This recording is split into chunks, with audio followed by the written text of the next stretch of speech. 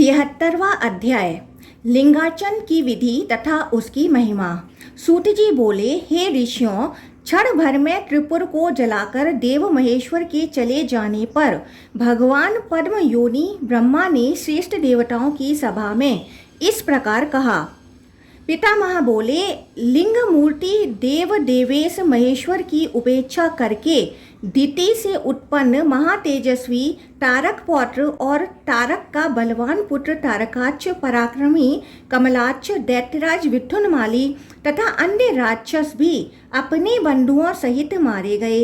इस प्रकार प्रभु श्री हरि की माया से भगवान महादेव का त्याग करके वे सब अपने पुरों तथा नागरिकों सहित विनिष्ट तथा ध्वस्त हो गए। अतः लिंग मूर्ति सदा शिव की सर्वदा पूजा करनी चाहिए। जब तक उनकी पूजा होगी तभी तक देवताओं की स्थिति बनी रहेगी। अतः श्रेष्ठ देवताओं को नित्य श्रद्धा पूर्वक शिव का पूजन करना चाहिए। समस्त जगत लिंगमय है, सब कुछ लिंग में प्रतिष्ठित है। अतः जो आत्म सिद्धि चाहता है उसे शिव लिंग की विधिवत पूजा करनी चाहिए। सभी देवता, दैत्य तथा दानव लिंगार्चन से ही प्रतिष्ठित हैं। यक्ष, विद्याधर, सिद्धगण, मांसभक्षी, राक्षस, पितर, मुनि, पिशाच, किन्नर आदि लिंग मूर्ति का अर्चन करके सिद्धि को प्राप्त हुए हैं, इसमें संदेह नहीं है। अतः हे देवताओं, जिस किसी भी प्रकार से नित्य लिंग की पूजा करनी चाहिए, हम लोग उन बुद्धिमान देवादि देव के पशु हैं। अतः पाशुपत व्रत करके पशुत्व का त्याग करके लिंग मूर्ति सनातन महादेव की पूजा करनी चाहिए।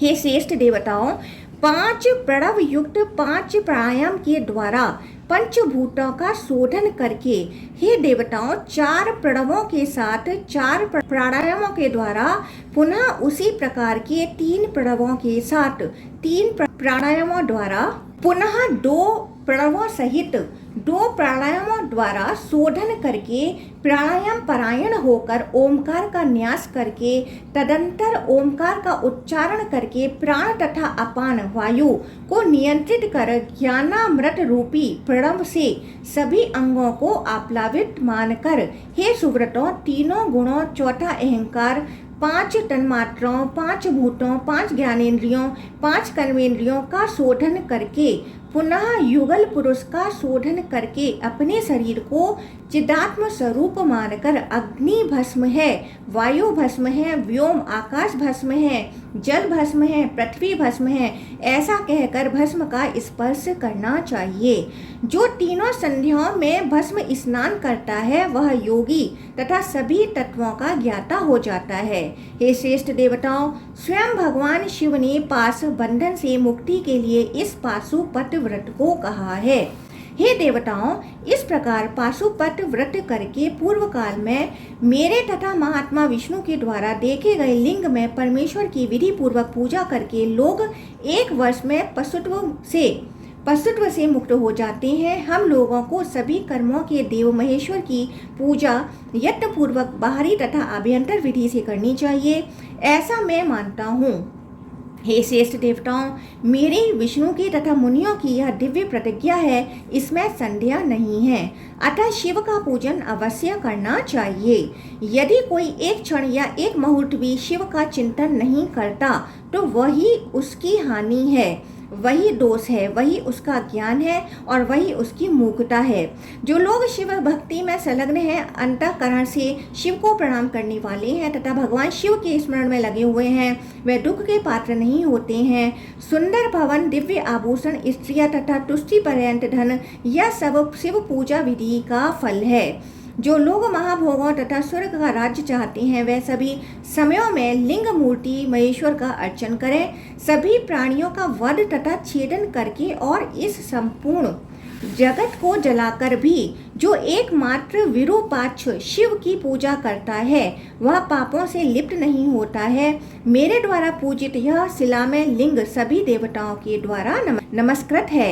ऐसा कहकर पहले ब्रह्मा जी ने तीनों लोकों के स्वामी, देवों के भी देव तथा 3 नेत्रों वाले रुद्र की पूजा करके प्रिय वचनों से उनकी स्तुति की। उसी समय से इंद्रादि देवता शरीर में भस्म पोतकर पाशुपत व्रत करके साक्षात महेश्वर की पूजा करने लगे। इस प्रकार श्रीलिंग महापुराण के अंतर्गत पूर्व भाग में ब्रह्मा प्रोक्त लिंगार्चन विधि नामक 73वां अध्याय पूर्ण हुआ।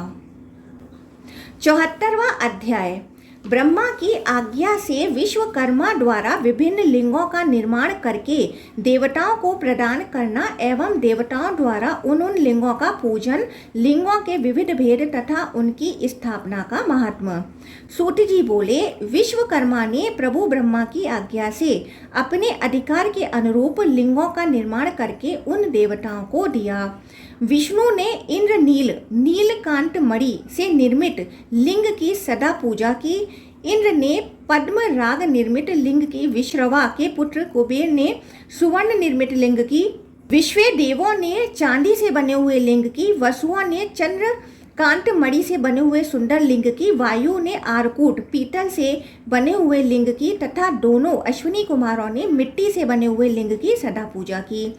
राजा वरुण ने स्फटिक से बने हुए लिंग की, आदित्यों ने तांबे से बने हुए लिंग की, बुद्धिमान सोमराट ने मोती से बने हुए अत्युत्तम लिंग की, अनंत आदि महानागों ने प्रवाल निर्मित शुभ लिंग की और महात्मा दैत्यों तथा राक्षसों ने लोहे से बने हुए लिंग की पूजा की। हे द्विजोत्तमों, गुहाकों ने 3 प्रकार के लोहे से निर्मित लिंग की, गणों ने सर्वलोहमय लिंग की और चामुंडा तथा सभी माताओं ने बालू से बने हुए लिंग की पूजा की। नेत्रति ने लकड़ी से बने हुए लिंग की, यम ने मरकत से बने हुए शुभ लिंग की, नील आदि रुद्रों ने भस्म निर्मित शुद्ध तथा शुभ लिंग की भक्ति पूर्वक पूजा की। हे श्रेष्ठ मुनियों, लक्ष्मी ने लक्ष्मी वृक्ष बेल से निर्मित लिंग की, गुह ने गौमय से निर्मित लिंग की, मुनियों ने कुश के अग्रभाग से निर्मित उत्तम लिंग की, वामदेव आदि ने पुष्प के लिंग की, मनोमणि ने गंधों से निर्मित लिंग की और सरस्वती ने रत्न अथवा रुद्र के जल से निर्मित लिंग की पूजा की। दुर्गा ने वेदी सहित सुवर्ण निर्मित अत्युत्तम शिवलिंग की, उग्रों ने ओट से बने हुए लिंग की, सभी मंत्रों ने घृत निर्मित शुभ लिंग की, सभी वेदों ने दधि निर्मित लिंग की एवं पिशाचों ने शीश निर्मित लिंग की पूजा की। इन सभी ने पूजा करके ब्रह्मा जी की कृपा से यथा योग्य पद प्राप्त किया।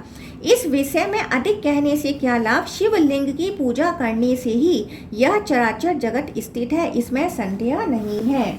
द्रव्यों के भेद से 6 प्रकार का लिंग कहा गया है, उनके कुल 44 भेद कहे गए हैं। प्रथम प्रकार का लिंग पाषाण निर्मित कहा गया है, वह 4 प्रकार का होता है।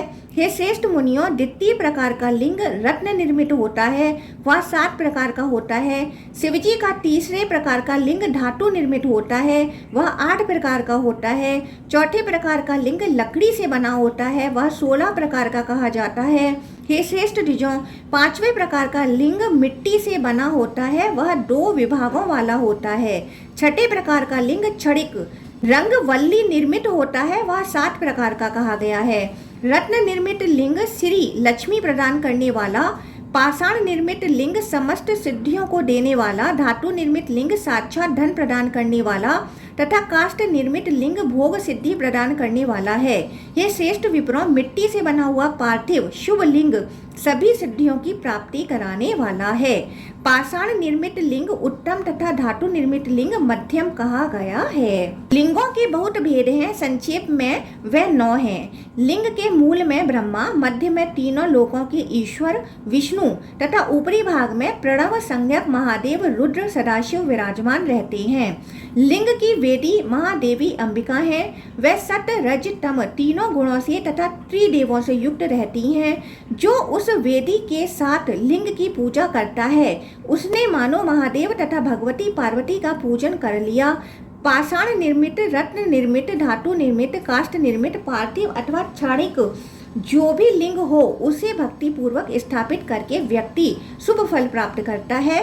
वह परम पुण्यात्मा इंद्र, ब्रह्मा, अग्नि, यम, वरुण, कुबेर, सिद्धों, विद्याधरों, नागराज, यक्षों, दानवों, किन्नरों के द्वारा देव दुदुम्बियों की ध्वनि से स्तुत होता हुआ क्रमशः भुआ भुआ स्वः महा जन तप तथा सत्य लोकों को लांघ कर अपने तेज से प्रकाशित होता हुआ लिंग स्थान पर आदि सन्मार्ग में निहित स्वाधीन खड़ग से शीघ्र ही ब्रह्मांड का भेदन करके निसंकह भाव से मुक्त हो जाता है। पाषाण निर्मित, रत्न निर्मित, धातु निर्मित, काष्ठ निर्मित, पार्थिव अथवा क्षणिक लिंग की अपेक्षा चंद्रकलादि सहित बाण लिंग आदि की स्थापना करनी चाहिए। विधि पूर्वक लिंग बनाकर जो मनुष्य कार्तिकेय पार्वती सहित कुंड पुष्प तथा गाय के दूध के समान वर्ण वाले शुभ लिंग को स्थापित करता है, वह मानव शरीर धारण करके भी रुद्र के रूप में स्थित रहता है, इसमें संदेह नहीं है। उसके दर्शन तथा स्पर्श से अन्य मनुष्य मुक्ति प्राप्त करते हैं।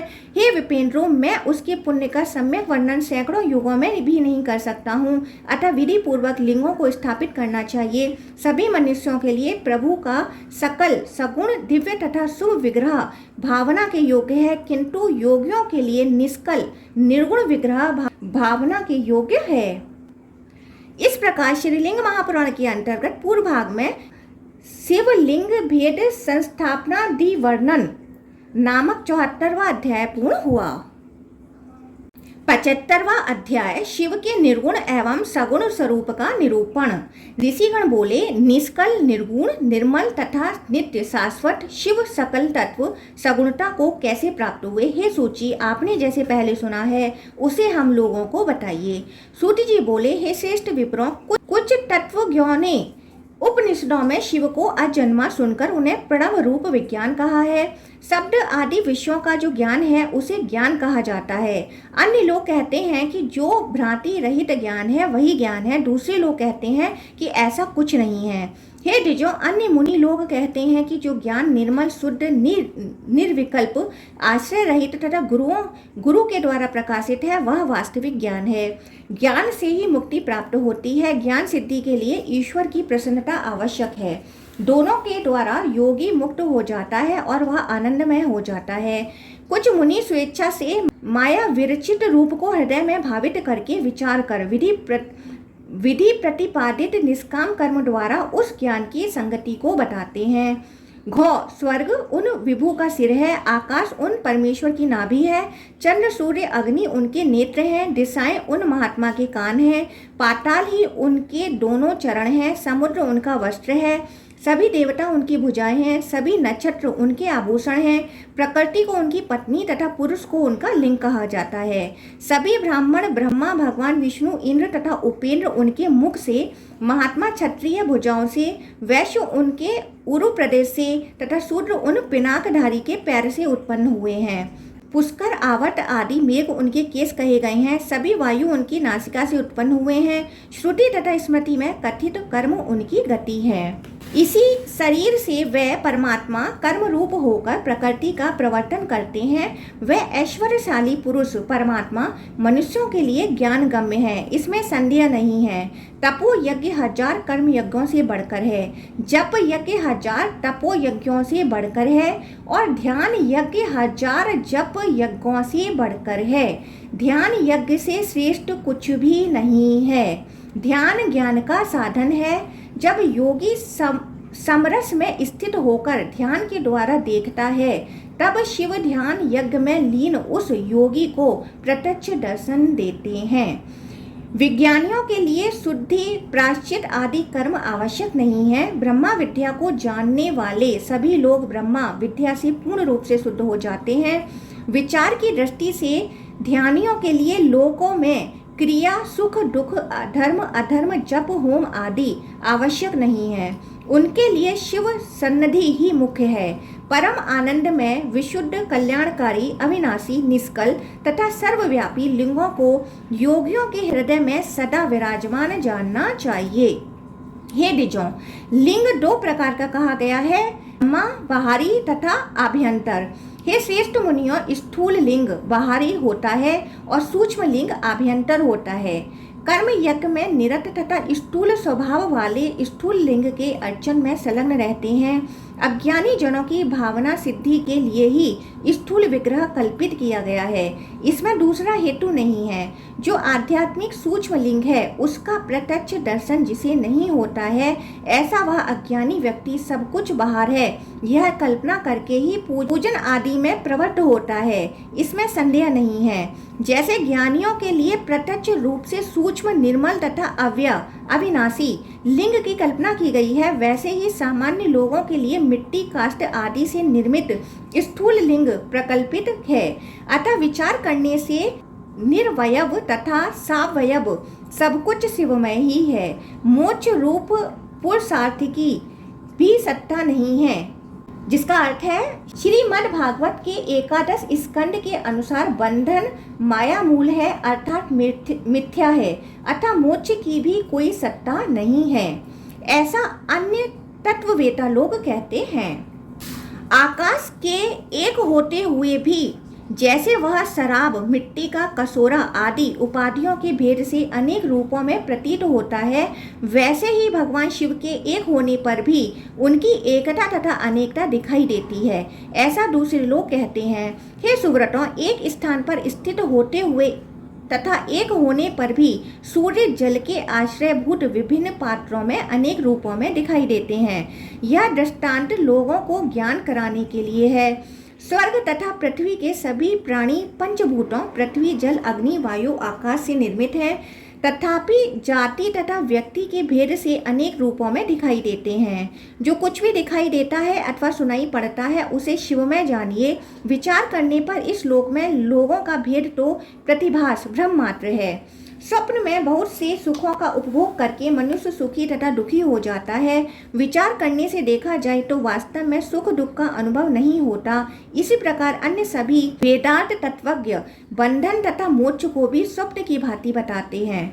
परमेश्वर शिव संसारी लोगों के हृदय में साक्षात सकल सगुण रूप से विराजमान रहते हैं और वह ही जगन में देव, योगियों तथा ज्ञानियों के हृदय में निष्कल निर्गुण रूप से विराजमान रहते हैं। परमेश्वर का 3 प्रकार का विग्रह लोक में पूजित होता है। हे श्रेष्ठ द्विजों, पहला निष्कल निर्गुण, दूसरा सकल निष्कल सगुण निर्गुण और तीसरा सकल सगुण, इसमें संदेह नहीं है। कुछ लोग सदा सकल निष्कल रूप की पूजा करते हैं। कुछ लोग उन सर्वज्ञ की पूजा हृदय में, शिवलिंगों में तथा अग्नि में करते हैं। और हे मुनियों, संसार में रहने वाले कुछ मनुष्य स्त्री पुत्रों सहित सकल सगुण रूप की सर्वदा पूजा करते हैं।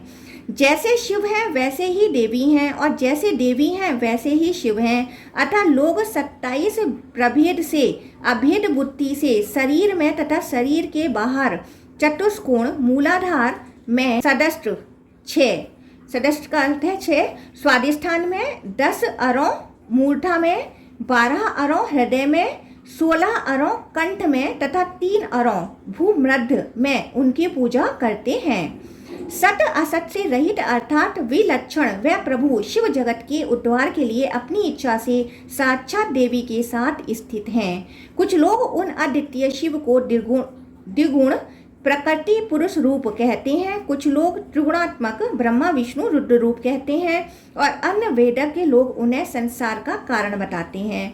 भक्ति तथा शुभ योग से समन्वित धर्मपरायण तथा विशिष्ट ब्राह्मण उन योगेश्वर अशेष मूर्ति भगवान का पूजन सदस्त्र में करते हैं अर्थात स्वादिष्ठान में करते हैं। जो लोग त्रिरस्त्र भूमध्य में 3 तत्वों के मध्य में त्रिगुण तथा त्रिनेत्र शिव का दर्शन करते हैं, वह ही उन देवी के साथ इन पुरातन पुरुष शिव को प्राप्त करते हैं, अन्य योगी नहीं। इस प्रकार श्रीलिंग महापुराण के अंतर्गत पूर्व भाग में शिवादैत कथन नामक 75वां अध्याय पूर्ण हुआ। 76वां अध्याय विविध शिव स्वरूपों की प्रतिष्ठा एवं उपासना का फल। सूत जी बोले, हे विप्रों, इसके आगे मैं सभी लोगों के कल्याण के लिए अपनी इच्छा से उनके विग्रह की उत्पत्ति तथा मूर्ति प्रतिष्ठा के संपूर्ण फल का वर्णन करूंगा। स्कंद, कार्तिकेय तथा उमा सहित महादेव की मूर्ति बनाकर उन्हें उत्तम आसन पर विराजमान करके भक्ति पूर्वक उस मूर्ति की प्रतिष्ठा कर सभी कामनाओं को प्राप्त करना चाहिए। कार्तिकेय तथा उमा सहित शिव की विधि पूर्वक एक बार भी पूजा करके मनुष्य जो फल प्राप्त करता है उसे जैसा मैंने सुना है वैसा बताता हूँ। वह योगी करोड़ों सूर्यों के समान तेज वाले, सभी अभीष्ट वस्तुओं से संपन्न, रुद्र कन्याओं से युक्त, गान नृत्य आदि से परिपूर्ण विमानों में भगवान शिव की भांति प्रलय पर्यंत विहार करता है। वहाँ महान सुखों का उपभोग करके वह महातेजस्वी योगी सभी कामनाओं को पूर्ण करने वाले विमानों से क्रमशः उमा लोक, कुमार लोक, ईशान लोक, विष्णु लोक, ब्रह्मा लोक, प्रजापति लोक, जन लोक तथा महर लोक पहुँच जाता है। पुनः इंद्र लोक में पहुंचकर वहां 10,000 वर्षों तक इंद्र पद का भोग करने के अनंतर भुवर लोक में दिव्य तथा परम सुंदर सुखों को भोग कर मेरु पर्वत पर पहुंचकर देवताओं के भवनों में आनंद प्राप्त करता है।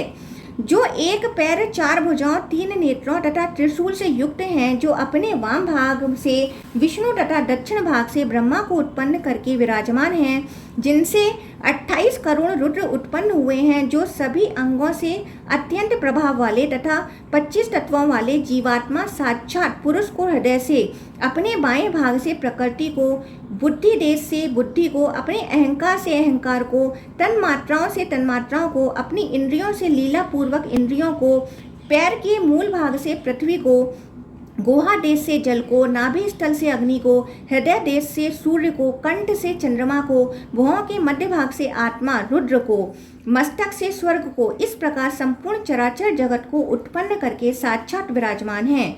उन सर्वज्ञ तथा सर्वव्यापी परमेश्वर की मूर्ति को विद्या विधान के अनुसार बनाकर विधि पूर्वक उनकी प्रतिष्ठा करके मनुष्य शिव सायुज्य प्राप्त करता है। 3 पैरों वाले, 7 हाथों वाले, 4 श्रृंगों वाले तथा 2 सिरों वाले यज्ञेश्वर अग्नि स्वरूप ईशान को स्थापित करके मनुष्य विष्णु लोक में प्रतिष्ठित होता है। वहाँ 1 लाख कल्प तक महान भोगों को भोगकर मनुष्य सुखी रहता है और पुनः क्रम से इस लोक में आकर समस्त यज्ञों को संपन्न करता है। जो मनुष्य उमा सहित वृष पर आरूढ़ अर्धचंद्रधारी शिव की मूर्ति को स्थापित करता है, वह 10,000 अश्वमेध यज्ञों को करने से जो पुण्य होता है उसे प्राप्त कर किंकणी जालों से युक्त स्वर्ण विमान से दिव्य शिवलोक में जाकर वहीं पर मुक्त हो जाता है। नंदी तथा उमा सहित और सभी गणों से घिरे हुए महादेव की प्रतिष्ठा करके मनुष्य जो फल प्राप्त करता है, जैसे मैंने सुना है उसे बता रहा हूँ। वह सूर्य मंडल के समान दैदीप्यमान, वृषभों से जुटे हुए, अप्सराओं से भरे हुए, देव दानवों के लिए दुर्लभ और नृत्य करती हुई अप्सराओं से चारों ओर से पूर्णतः सुशोभित विमानों से दिव्य शिवलोक में जाकर गणाधिपति पद को प्राप्त करता है। पार्वती सहित नृत्य करते हुए 1000 भुजाओं वाले अथवा 4 भुजाओं वाले भृगु आदि तथा भूत समूह से घिरे हुए पार्वती के साथ ब्रह्मा, विष्णु, इंद्र, चंद्र आदि सभी देवताओं से सदा नमस्कृत और मातृकाओं तथा मुनियों से घिरे हुए देव देवेश्वर प्रभु सर्वज्ञ परमेश्वर वृषभ ध्वज शिव की मूर्ति बनाकर भक्ति पूर्वक उसकी प्रतिष्ठा करके मनुष्य जो फल प्राप्त करता है उसे मैं बताता हूँ। सभी यज्ञ, तप, दान, तीर्थ तथा देव दर्शन करने में जो फल होता है उसका करोड़ों गुना फल प्राप्त करके वह शिवलोक को जाता है और वहाँ प्रलय पर्यंत महान सुखों को भोगकर पुनः दूसरी सृष्टि का प्रारंभ होने पर मनु पद प्राप्त करता है। दिगंबर, 4 भुजाओं वाले, श्वेत वर्ण वाले, 3 नेत्रों वाले, सर्प की मेखला वाले, हाथ में कपाल धारण किए हुए और काले तथा घुंघराले केस वाले देवेश्वर को मूर्ति रूप में बनाकर भक्ति पूर्वक प्रतिष्ठा करके मनुष्य शिव सायुज्य प्राप्त करता है।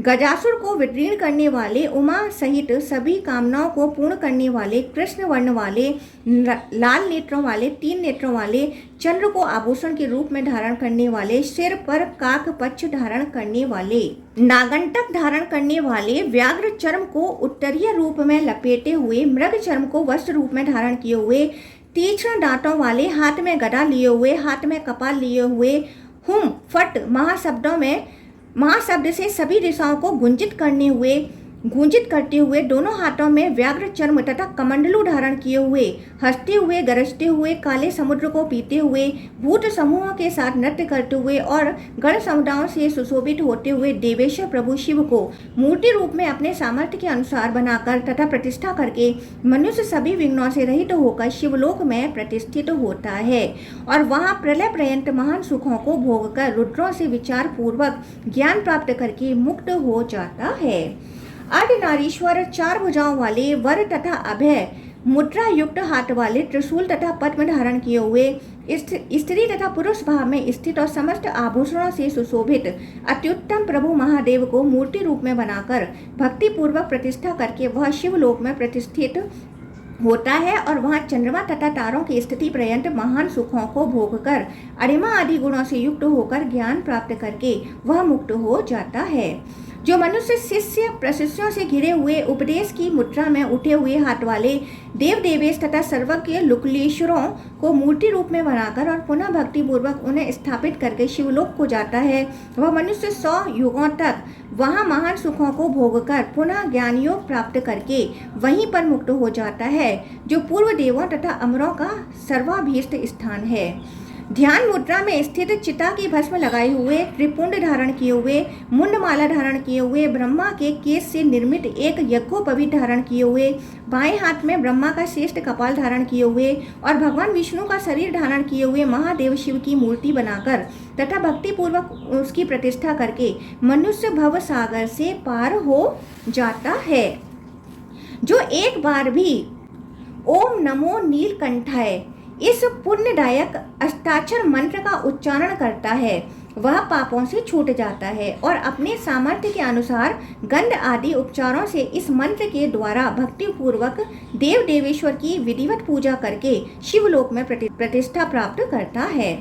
सुदर्शन चक्र धारण किए हुए तथा जलंधर को 2 टुकड़ों में किए हुए स्वरूप में जलंधर विनाशक प्रभु महादेव को मूर्ति रूप में बनाकर भक्ति पूर्वक उनकी प्रतिष्ठा करके मनुष्य शिव सायुज्य प्राप्त करता है, इसमें संदेह नहीं करना चाहिए। पूर्व कथित लक्षणों वाले सुदर्शन चक्र के दाता तथा पुण्यमान विष्णु के द्वारा नेत्रदान रूपी पूजा से अर्चित देवेश्वर को मूर्ति रूप में बनाकर तथा भक्ति पूर्वक उन्हें स्थापित करके मनुष्य शिवलोक में प्रतिष्ठित होता है। निकुंभ की पीठ पर स्थित अपना दाहिना चरण कमल उसकी पीठ पर टिकाए हुए, वाम भाग में पार्वती को बैठाए हुए, सर्प रूपी किंकड़ी से व्यस्तित कुहनी को अपने त्रिशूल के अग्रभाग पर टिकाए हुए और पास में हाथ जोड़कर खड़े अंधक की ओर देखते हुए स्वरूप मूर्ति को विधि के अनुसार बनाकर उसकी प्रतिष्ठा करने से मनुष्य शिव सायुज्य प्राप्त करता है। जो भक्त त्रिपुर का विनाश करने वाले देव देवेश ईश्वर को इस स्वरूप में स्थापित करता है, जिसमें वह धनुष बाण लिए हुए हों, अर्धचंद्र को आभूषण के रूप में धारण किए हों, उमा के साथ रथ पर बैठे हुए हों, ब्रह्मा जी उनके सारथी हों, वह भी उसी स्वरूप से शिवलोक में जाकर आनंद पूर्वक दूसरे शिव की भांति क्रीड़ा करता है, इसमें संदेह नहीं है। हे श्रेष्ठ ब्राह्मणों, वह अपनी इच्छा के अनुसार महान सुखों को भोगकर उत्तम ज्ञान प्राप्त करके वह वहीं पर मुक्त हो जाता है। गंगा को धारण किए हुए, सुख से बैठे हुए, चंद्रमा को सिर पर धारण किए हुए, गंगा सहित बाएं गोद में पार्वती को बैठाए हुए और विनायक, ज्येष्ठ कार्तिकेय, सुंदरी दुर्गा, सूर्य, चंद्रमा, ब्राह्मणी, महेश्वरी, कौमारी, वैष्णवी देवी, वरदायिनी, वाराही, इंद्राणी, चामुंडा, वीरभद्र तथा विघ्नेश सहित शिव को मूर्ति रूप में जो बुद्धिमान स्थापित करता है, वह शिव सायुज्य प्राप्त करता है।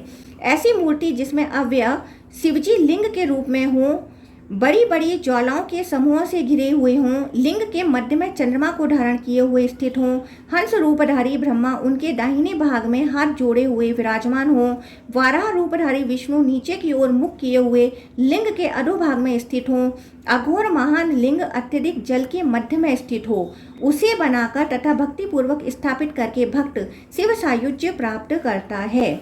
क्षेत्र की रक्षा करने वाले क्षेत्रपाल तथा प्रभु पशुपति शिव को मूर्ति रूप में बनाकर भक्ति पूर्वक विधान के अनुसार उनको स्थापित करके भक्त शिवलोक में प्रतिष्ठित होता है। इस प्रकार श्रीलिंग महापुराण के अंतर्गत पूर्व भाग में शिव मूर्ति प्रतिष्ठा फल कथन नामक 76वां अध्याय पूर्ण हुआ।